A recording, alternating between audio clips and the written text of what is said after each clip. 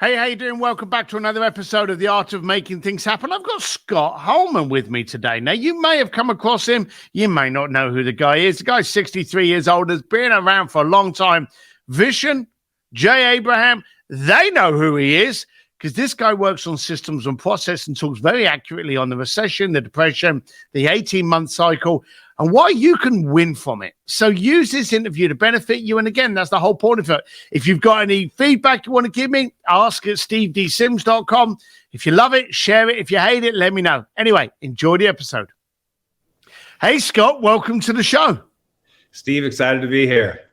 Now, I've got to admit, when someone came to me and they went, hey, you gotta have Scott on your show, I was like, Scott who? You're kind of an unknown secret weapon. Jay Abraham, Vision, you got some big people to say big things about your systems. Let's jump in the deep end. What do you do that's so good? You know, it's I think the thing that I hear the most is it's about the systems. When I started doing this years ago, and I was doing things with Jay and we had people I've talked about, you need to systemize this stuff so you can have predictable results. Nobody was very interested. They thought, well, we don't really need to do that. The ones that did had these huge competitive advantages. So it's really about taking anything that an entrepreneur is going to implement, or by the way, in life in general, and saying, what are the steps that will create predictable outcomes? That's really what it's all about, and that's what I focus on. And keeping it simple. I think the one thing is there's so many fancy dancy tools out there, and they get in the way more than they help. Now, systems have a double-edged sword. For me, like all entrepreneurs, we have ADD. We hate things that are mundane and regular. But then we get to a point where we realize, hang on a minute, we've got to let it set and go. And that's when we need those systems and process. You create systems for entrepreneurs. Why do you think, for a start, let's pick on that. Why do you think that although we know we need systems, why are we so scared to implement them? Well, as you mentioned before, the entrepreneurs are wired to always do the exciting. We want to go do something new. We want to go do something that's going to make us feel good, right? It gives us that endorphin rush. And working on anything, systems, financials, it takes that away. It's not fun. And so part of the whole key is to shift the mindset. So one of the things I do is I would show somebody, you want to make money, right? They say, yeah, I want to make a lot of money. You want to serve more people. You want to serve more people. You want to have the best team members. Yeah, I'll show you how to get all that. Now, in order to be able to do that, would you agree that if you can figure out how to generate 10, 20, 30% more productivity, revenue, and profitability out of what you're already doing, it's going to help you achieve that goal. And so part of this is getting them to reframe systems as being something that's really cool, something I want to do. And so that's one of the main things. The other thing is I keep using this word simple. When people start with it, they go, what's a system? I go, I'm not talking about some fancy, dancy, sophisticated system. I'm talking about write it down on a piece of paper. I don't care, right? If you want to count how many times somebody said yes, go 1, 2, 3, 4, and then the little diagonal right through it. I don't care what it is, because you got to make it work for them. So you spoke to Vision, you spoke to Jay Abraham. Jay Abraham called you the master of implementation, and then you even wrote a book on it as well. I believe the book was it Hypergrowth? Hypergrowth, the book. Why write a book and give it away, these secrets? Oh no, that's my passion. I built 2 Inc. 500 ranked companies. I built the third company to $1 billion value. So I don't do this because I want to impact more people. One of the things that bothers me is that I believe every business on the planet needs what we teach, what we help them do. And it can literally be the difference between making a living and being prosperous. And no matter what it is, I always use the example of whether they're the rice farmer or, they're a sophisticated entrepreneur. It's about how do you better your lives, and the tools that we teach they help people to be able to do that. And it really is, I know it sounds cliche, but my passion is getting the message and the tools out to as many people as possible, which is why I'm on this podcast, quite honestly. So let's run through some of the systems. When you take on a new client, how do those systems and tactics that you use, how do they implement within the person? How do you start your structure? Yeah, it's interesting. So what I do in the beginning, because most entrepreneurs who we service, they don't know what they know. They don't know what they do well. This sounds ironic, right? But they don't know what they do well. You take a star salesperson, you say, what is it that makes you so successful? They don't know. You have to pull it out of them. So the first thing we do is we have them fill out a 25-page questionnaire about everything about their business. And they spend 4 hours. It's just a back and forth like we're doing here, but it's a brainstorming session where I'm saying, well, tell me what you do. What do you do well? How do you do that? We start pulling these things out. And through that process, we will identify a dozen little tweaks, improvements, things that they should start doing, things that they should stop doing that don't require any time, effort, or money. It's just to get a better result real quick. And you create that momentum. That's how we start all of our relationships. All right. So you start. So the person's gone through the question. What are you trying to find in there? What are you looking for? You know, it's interesting. If you go back to Vision, so I'll share one thing. So Vision, I'm with this entire team at a Ryan Dice event. Not entire team, it was about 7 people, and we're going through this process I'm sharing with you. And I said, well, tell me your number one product. How are you generating sales? It's, well, we have this. They opt in, and then they watch this 18-minute video. It's like they're actually going through a trial, meditation with me. And I said, can we watch it? He goes, right now? I go, yeah, let's just watch it right now. So we're watching it right now, and I'm sitting there looking at it. I get to the end, I go, what percentage of people finish watching that video? And their numbers inside now. And I can't remember the exact number. It was like 20. I said, so let me get this straight. 80% of the people never saw the call to action. I said, yeah. And I said, well, I know, just for people that are patient like me, what if about a 2 minutes or so, there was just a soft call to action? I don't want to mess up the meditation, but just a soft call to action. So they made the change. I got a call from Vision, and he says, our revenue on that product from that page is up 42%. Right? So it's that kind of thing where, they're not aware. They're not looking. You're coming in with a different set of eyes, right? It's very much what you do with your expertise. It just comes natural. So there's the often kind of like you're too close to be able to see what you're doing. Do you find that most of the time, I love the fact that you're using the word simple, and I'm certainly not belittling it, but 9 times out of 10, the most impactful things are the most simple things. But do you find the simple things scare people?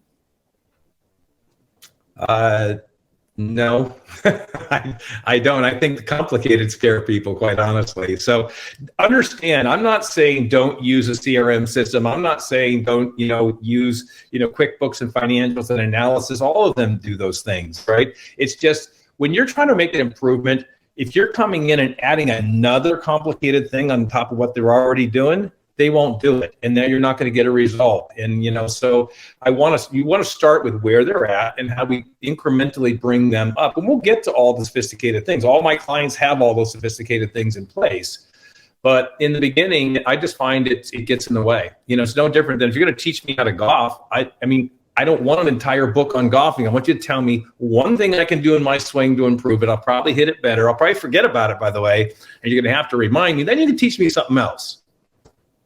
Now, you've been around, again, I mean this respectfully, coming from a 56-year-old here, you've been around the block a while. You've been dealing with a lot of high-level profile clients. As you've already said, you built a lot of businesses. How old are you, Scott? I'm 63, going to be 64 in a couple of days, and I'm actually counting back. I'm counting backwards. I'm almost 59, right? Because I'm just going to go backwards. And that's where I want to get to my point, and I wanted to be delicate about doing it. I'm not known for my delicacy, but you could very easily stop, and you could very easily just go, all right, I've done it, I've had my path, just like Jay. Jay's no spring chicken, but the bottom line of it is you want to keep going. What keeps you going? Well, joking, if my wife were here, I'd pull her in and let her answer the question. She'd go, you'll drive me nuts if he doesn't keep going, right? That's what she would say. It's because the world's changing. Like right now, for example, for entrepreneurs, we're in unprecedented time. So I'll tie this to the time. So we are in double-digit inflation, no matter what they call it. They can omit, things like food and gas and whatnot to make the numbers look better. But we're unprecedented inflation. We're facing the potential of a recession, almost an absolute certainty that it's going to come. And I'm going to guess if I were to survey your listeners, I'm going to find that the vast majority of them have never navigated a business through a recession. And the vast majority of them have never, maybe not vast majority, many of them never even through, high inflation or recession. There was a recession in 2008, 2009, 2010, but in inflation, very, very few people. So, I did both. I started my first business with no money. During the worst recession since the Great Depression at the time, a double dipper, and in double-digit inflation. And so one of the things I'm passionate about right now is I wanted to shake people and go, hey, it's been relatively easy the last 12, 13 years. Take out COVID. Anybody who was impacted by COVID, please, no disrespect to that. But for the most part, we've been in a boom economy. And so it's easy to get lulled into that. I'm thinking, wait, time out. You need to make some changes. You need to make some changes quickly. And by the way, part of that is systemizing your business, because if you don't and the recession hits and your business begins to go down, you're going to be in trouble. And if you do, you're going to be in a position to be able to dominate your market. And I see that. Just think about this. If inflation's 10% and the average entrepreneur business makes 10%, in 1 year you don't do the right things, you don't raise your prices, you don't adjust your costs, you don't make strategic moves, your entire profitability is wiped out before you could even know what happened. I know it's not inspirational. It's maybe not inspirational, but hey. But there's always the classic kind of rough seas make strong sailors. Are you frightened of recessions and depressions? Am I what? Are you frightened of recessions and depressions? No, I think they're. Somebody once told me, I don't know if it's true or not, but my economic professor said there's more money made in a recession than there is in a boom time. And so there's a lot of opportunity in a recession. So, the clients I work with when they went through the recession, I'm not saying they all grew like crazy during a recession, but they didn't drop. I mean, I had a IBM reseller client of ours where the average competitor dropped, 70 or 80%. He didn't drop. But when he came out of the recession, his business boomed like never before. So there's opportunities. So if you're prepared, it's not that scary. And your competitors are not likely going to do what I'm suggesting that you should do. And that's going to give you enormous competitive advantage. Remember, they're only going to last 12 or 18 months or something. And then after that, you got a bunch of other people with their heads buried in the sand, and you just go and take advantage of your opportunity. That's how I see it. Right. So you've said, hey, if they're not prepared, how do we prepare? Yeah, well, so I talk about systemization. I don't want to talk too much about it, but it's really going back and sharpening the saw. It's saying, look, we really haven't gone back and looked at where we can improve our processes, our systems, where we can tighten up our financial belts if we need to. Creating what-if scenarios that say, what if I were to drop in half and I were to map that out on a spreadsheet? What would we do and what would we change? I'm now prepared. So that's one. The second thing I talk about is the worst thing that can happen when we go into these times is you start getting rid of people and you get rid of your best people. And you have to hold on to your best people at all costs, because they're the ones that are going to be critical when you're going to grow again. And so often I see people just making these wholesale cuts in payroll and expenses, and they're left stripped of their business, and they can't really take advantage of the opportunities they have. And I could go on for an hour with that question, by the way. Sorry, say again. I said I could go on. I could answer that question for an hour. I could just keep going because Well, I think that's the problem. I think a lot of people are scared of the word depression. They do get nervous. They've either never lived through it. You're right. It doesn't last for long. 9 times out of 10. People's fear is what creates the problem. They get terrified. They stop marketing because, of course, recession and depression come along, and they look not at how they're getting clients, but the outlay. They don't look at the return on investment, and they go, hang on, I'm spending 10 grand on advertising a month. I've got to stop that. And then they wonder why they're not getting the leads anymore. So they end up being the biggest problem to themselves in recessions and depressions. Do you find that? I do find that. And I'll tell you, the contrast is like when I was working with Tony Robbins, 2009, 2010, relatively tough time in that industry. Yeah, I remember that. And he's never saying, "Oh my God, what are we going to do?" Da da da da. The whole thing was we worked on, by the way, systems. That's what we worked on, implementing systems and looking at those systems and how you can optimize and then maximize and improve what you're already doing. And then when things turned around, he catapulted into a completely different area. And so that's a great example. And you're right. I think that's the problem with how most people look at it. It's not scary, guys. But it's scary if you're not prepared. And so my message to you, the rattling of the cage, is get ready. Go back and look and say, are we spending, intelligently? Are we making sure we're maximizing our conversions on our leads and through our sales funnel and maximizing our profitability? Are we doing everything we can to create raving fans that'll stay with us no matter what? I mean, we just doing those fundamental things. And if we can measure those and do those, you're going to be in much better shape than anybody you're competing against, likely. And I like that bit about the competing, like in a boom market. And you're right, we've been in a very easy time frame pre-COVID. Everybody is investing. Everyone is throwing money at boosting adverts, advertising, Google. They're doing all of these things. So it makes it very hard for you to get to stand out. Then we end up in a recession and a depression where you need the clients.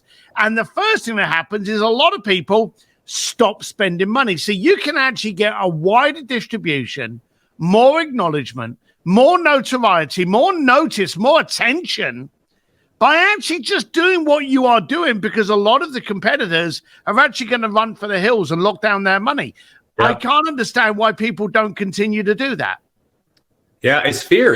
But that is the success strategy. You're exactly right. Is everybody else is going to stop. Remember, all that happens in recession is the pie gets smaller. I need a bigger piece of the pie. Right? So all I have to do is get a bigger piece of the pie, and I still have as much pie as I had before. And so keep marketing, keep advertising, keep your best people, keep doing what you're doing, be intelligent. That's a success for you. But it's scary.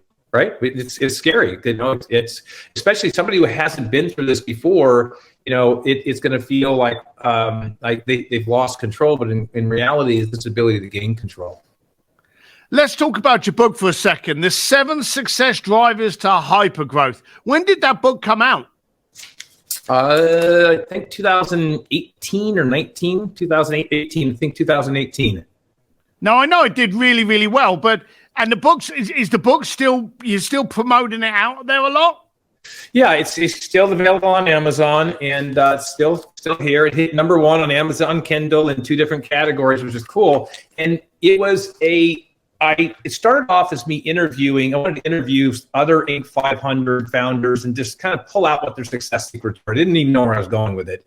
And the more that I interviewed them, the more the 3-month book turned into 9 months, because I was fascinated. I ended up with 12 entrepreneurs who've been on the Inc. 500 list 3 times or more, which is sustainability, right? Some like 60% of them that make the list, they're not around the next year because they sold or their business. So I wanted sustainability. I wanted, what is the learning lessons of all those? And they're from 12 different industries, online, offline, completely different industries.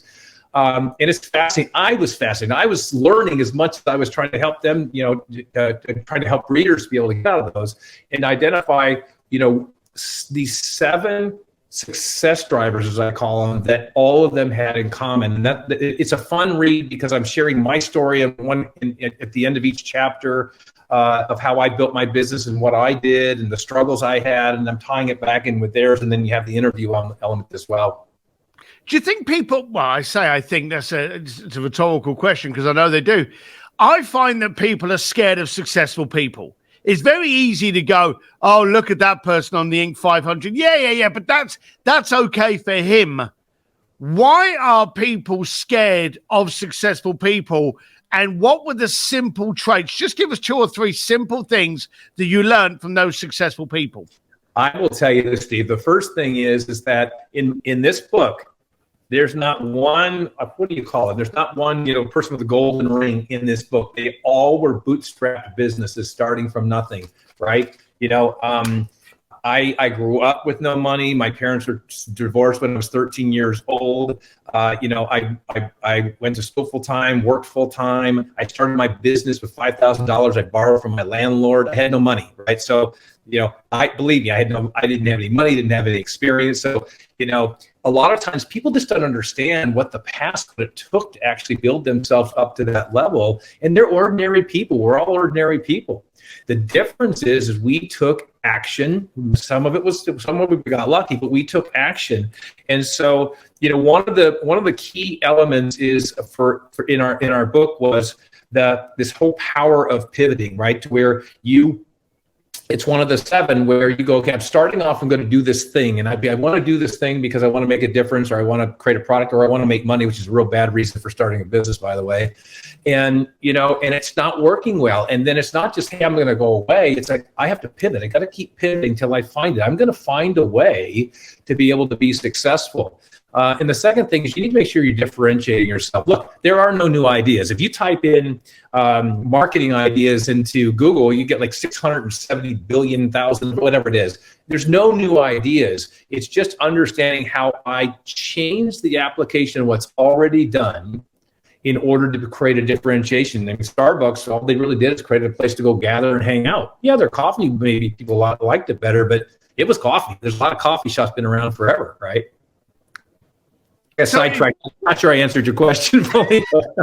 You did, and I do like the fact that you mentioned everyone was bootstrapped. A lot of people, everyone knows what it's like to be poor, okay? Or most people know what it's like to be poor. A greater number of people know what it's like to be poor.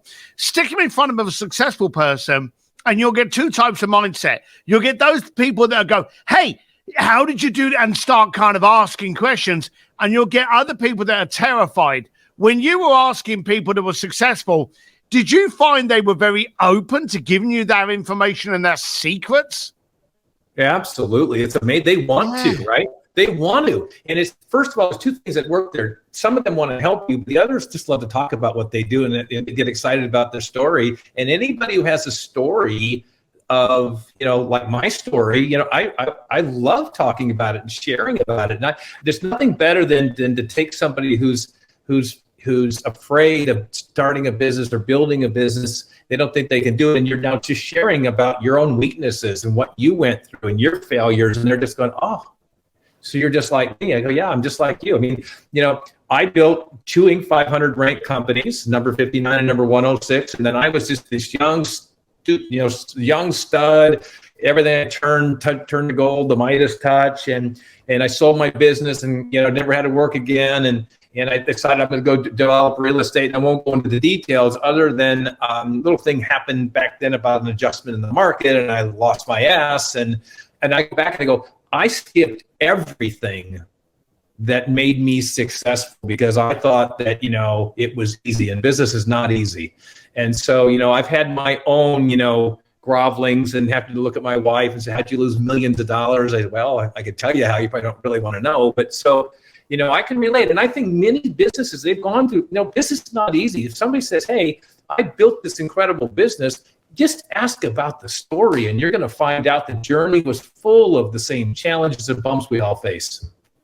I remember I walked into a pub many years ago. I've done it frequently since then, but I remember walking into this pub in England and I saw this guy that was really successful, and I was with 2 of my mates, and we were actually poor, riding up on shitty motorcycles. And I saw this guy, and he was like the local, Richard Branson. There's always those guys in your neck of the woods that are the successful people. And I ran up to start talking to him. Now, I probably looked a little bit intimidating, certainly wasn't very articulate with my questions. But what I did notice when I turned around was my 2 mates was still up against the wall. They didn't come forward. And you've got to realize that one of the biggest things about success is to surround yourself with people that are aggravated enough to be successful. And you've got to surround yourself with good people. When did you realize you needed to surround yourself with good people, or have you always just innately done it? No, I mean, I think from a very, very early stage on, I felt that way. Because, I actually, when I started in business, I had the imposter syndrome. I was like, I went to college and I studied this and went through the entrepreneur program at USC, but now I'm going to actually do it and I don't have experience. I had all the excuses everybody else had. So very early on, I became, just a voracious reader of, that's where I got a hold of Jay Abraham's tapes, and, they came in a giant box, and I'm the guy, I'm the guy who listened to them all. I listened to all of them and I absorbed it. And, Jay's brilliant. And got the Tony Robbins tapes and, just began to look and say, I need to surround myself with people. And by the way, it started with me just absorbing the knowledge of those people and ultimately meeting them. So, you meet, you're the master of hooking people up. I met through an event at Tony's. I met Chet Holmes. We had a room together for the event. We ended up talking till 4 o'clock in the morning, became dear friends. And then I started coaching Chet and his organization. That led me to Tony Robbins, right? See how it works. Led me to Jay Abraham. So I did that. That's how I got my relationship with Jay Abraham. And then it just sort of takes off. And then you get in your comfort zone. So, that's what it looks like. And it doesn't have to be you're meeting big famous people. It's just who can you meet that's a step above you in whatever they're doing that can teach you something new. It'll lead you up and up and up to where you need to go. Yeah, and it was, I don't want to say tougher. It was different. We're both from a point where we didn't have YouTube to look at. We didn't have Instagram to look at. We had to literally be a little bit more proactive and order the tapes. And sometime within the next 4 months, they'd arrive in the post. It was a little bit harder to get the information we needed. We've got a lot of information today, but the trouble with today is we've got too much information. Too much. And 80% of it is bollocks. So how do we actually sift through the stuff that we really need to pay attention to? So I'm a believer that, it's interesting, that's why I use this word simple. I'm a believer that, you don't need more information. You don't need to go to 50 more seminars. You need to just go and take the books or the trainings of the people you admire and respect, and just go back through those and just look for 1 or 2 distinctions, 1 or 2 things you can apply. We have all the information. There may be some advances in technology you need to look up. For the most part, just go back and look at what the successful people already have done. I mean, think about when you go back and read a book like Think and Grow Rich. Every time I read Think and Grow Rich, it all applies today as it did before, and I always leave with distinctions. So I just think it's keep it simple. And you're right. There are probably some people out there go keep it simple, and we're gonna engage your coaching services or buy your training products. I go, yeah, but it's keep it simple, because you know what? That's the key. You don't need more. We have plenty of information. And by the way, I remember the 9600 baud fax machine, and I was trying to download the 9600 baud, and I was trying to download. I was in Canada. I was trying to download my emails back then, AOL or whatever it was. And so I go out fishing because it's like hours and hours and hours, and I come back and it's still not done downloading. I got like a $1,200 bill because that's what we went through, you and I. Yeah, I remember sending out invites via fax. How do people follow you, Scott? Yeah, so they can the easiest way is just go to scotthallman.com. It's HALLMAN.com. And then I'll set up a page, Steve, so /Steve Sims. And I have a couple resources there I think are really helpful. No selling or anything, just things that will help you to think about systems differently. And one of them is a real simple tool that'll take you less than 30 minutes. That'll show you how, if we're going into a recession, you can increase your profitability 25 or 50% or more just by making small little tweaks. It's a little toolkit thing for you. And my gift to you, you'll find it real valuable. Hopefully to stimulate you to say, this stuff is not really that hard. Yes, we have to put some elbow grease into it. And I'll also put an electronic copy of my book there for anybody who can have that as well. Thank you very much, Scott. I appreciate it. Scott, thanks very much for taking the time, the wisdom, telling people to keep it simple. But again, it's all down to the action. Without any action, there's no benefit. So, Scott, thank you very much, and hope to chat with you again in the future. All right, Steve, enjoyed it. Hey, I hope you liked that episode of the Art of Making Things Happen podcast. And remember, these are done for you. If you like them, subscribe, share them around. But if you don't like them, send me an email to ask@stevedsims.com, and you can tell me what I need to do to make this the most dynamic podcast you listen to. Anyway, make sure whatever you learned from the last podcast, you actually do something with. Without action, it's just a bunch of people blowing air. Have a good time. Until next time. Bye.